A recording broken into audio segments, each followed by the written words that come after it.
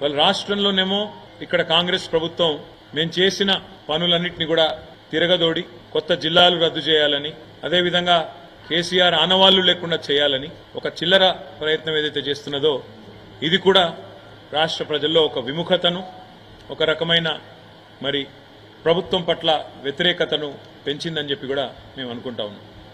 అదేవిధంగా 6 గ్యారంటీలు 100 రోజుల్లో అమలు చేస్తామని చెప్పి మొత్తంగా 420 హామీలు ఇచ్చి ఇవాళ వాటిని తుంగలో తొక్కిన వైనం మీద కూడా కాంగ్రెస్ పార్టీ మీద ప్రజల్లో తీవ్రమైన వ్యతిరేకత కనబడింది. మేము ఎక్కడెక్కడైతే తిరిగినామో చాలా స్పష్టంగా, ముఖ్యంగా గ్రామీణ ప్రాంతాల్లో రైతు భరోసా అని చెప్పి మోసం చేసినందుకు, రైతు బంధునే మొత్తంగా వేయనందుకు, కరెంటు విషయంలో తీవ్రమైన నష్టం చేసినందుకు, క్వింటాల్కు 500 బోనస్ ఇస్తామని చెప్పి బోగస్ మాటలు చెప్పి మోసం చేసినందుకు ఇవాళ రైతులు బగ్గున మండుతా ఉన్నారు.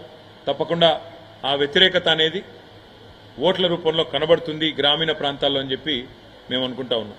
రుణమాఫీ కూడా ముఖ్యమంత్రి గారు స్వయంగా తారీఖులు చెప్పి మళ్లీ మాట మార్చిన విధానం, తేదీలు మార్చిన విధానం, దేవుళ్ల మీద ఎన్ని ఓట్లేసినా ఒక నమ్మలేని పరిస్థితిని కాంగ్రెస్ పార్టీ పట్ల తీసుకొచ్చిన మాట కూడా వాస్తవం.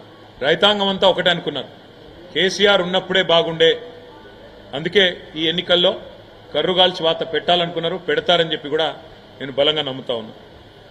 రాష్ట్రంలోని మా ఆడబిడ్డల్లో కూడా కాంగ్రెస్ పార్టీ పట్ల తీవ్రమైన వ్యతిరేకత కనబడ్డది.